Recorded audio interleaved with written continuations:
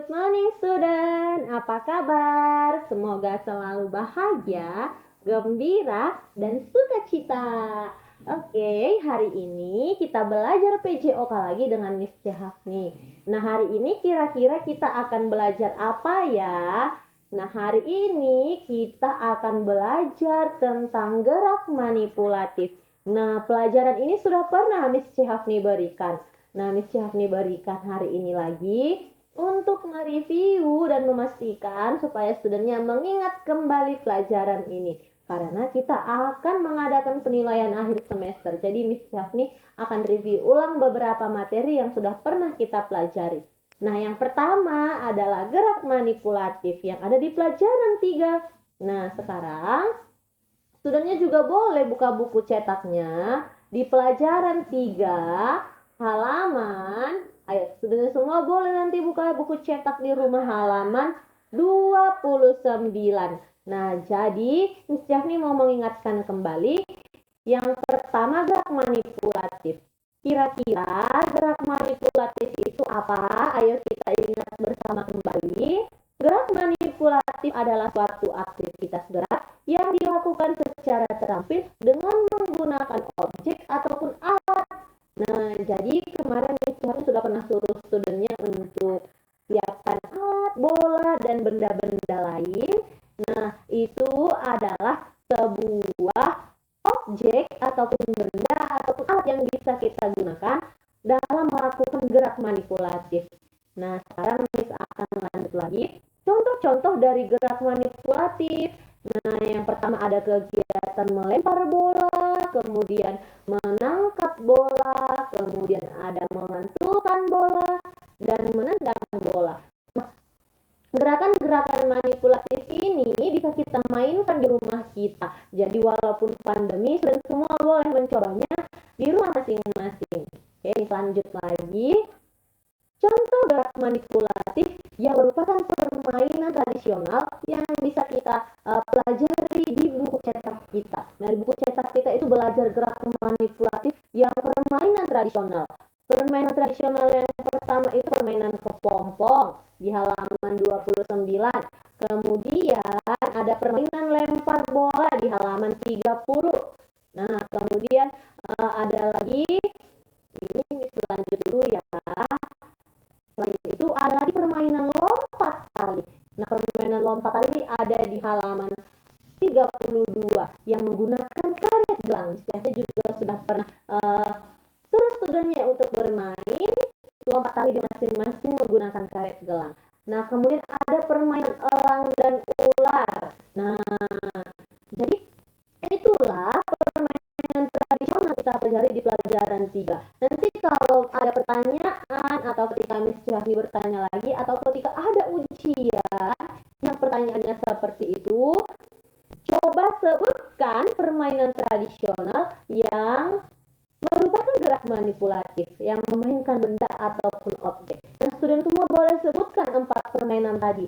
Yang pertama permainan kepompong, yang kedua permainan lempar bola, yang ketiga permainan lompat tali atau loncat tali, dan yang keempat permainan elang dan ular. Oke, jadi di pelajaran 3 itu kita hanya belajar itu saja, permainan tradisional yang merupakan gerak manipulatif. Nah, sekarang di pelajaran 4. Nah, pelajaran 4 kita belajar apa ya kemarin? Nah, kita sudah belajar juga tentang sikap tubuh yang benar. Nah, jadi dalam PJOK kita juga belajar tentang bagaimana sikap tubuh yang benar ketika duduk sambil membaca, kemudian sikap duduk di kursi makan, sikap duduk bersila, sikap berdiri. Nah, sikap berdiri ada sikap siap.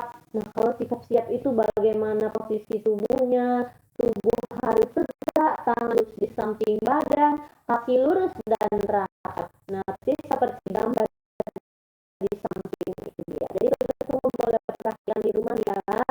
Kemudian ada sikap berjalan langkah biasa, tangannya dayun hanya setinggi pinggang. Kemudian ada sikap berjalan langkah tegak. Nah, kemudian yang terakhir itu adalah sikap berjalan sambil berlomba. Kalau tadi sudah sikap duduk, sikap berdiri, sekarang sikap berjalan sambil berlomba. Nah, lomba balap kelereng. Nah, ini permainan tradisional. Coba student nanti di rumah boleh juga baca bukunya, buku cetaknya halaman 43. Halaman 43. Nah, jadi di sana banyak sekali permainan-permainan ataupun perlombaan yang bisa dimainkan untuk melatih sikap berjalan sambil berlomba. Nah, jadi yang pertama itu ada permainan lomba kelereng, lomba bakia, lomba menebak suara, lomba mencarirkan, lomba meraih bola, kemudian bermain menjala ikan, dan lomba mencari ekor. Nah, ini Miss mau ingatkan sedikit di lomba mencari ekor. Permainan lomba mencari ekor ini, kelompok yang menang adalah kelompok yang bagaimana? Nah, Miss mau ingatkan ini karena kemarin ada pertanyaan di tugas latihan kita di uji kemampuan. Jadi Miss mau bacakan sekali lagi supaya sebenarnya ingat, mana tahu nanti ada ujian seperti itu. Kelompok dengan jumlah ekor paling banyak dialah pemenangnya. Nah, jadi itulah permainan lomba mencari ekor. Kelompok yang paling banyak mendapatkan ekor dari lawannya dialah yang menang kelompoknya. Oke, jadi itulah permainan yang bisa kita mainkan di lapangan sekolah bersama teman-teman. Tapi sekarang karena masih dalam keadaan belajar di rumah, jadi kita tidak perlu memainkannya, kita hanya mempelajari secara teori saja. Oke, jadi ini rasa untuk hari ini pelajaran yang mau Miss jelaskan sampai di sini saja. Miss mau kasih tugas latihan.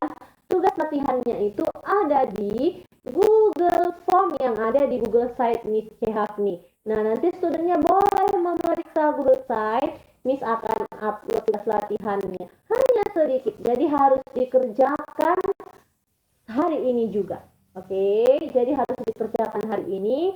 Dan Miss mau ingatkan untuk penilaian akhir semester, Miss kasih tugasnya itu bukan tugas tapi kisi-kisi. Miss kasih kisi-kisinya itu bahan ujiannya dari pelajaran 1, 2, 3, dan 4. Dan boleh juga baca catatan 1, 2, 3, dan 4-nya. Oke, semoga nanti ketika penilaian akhir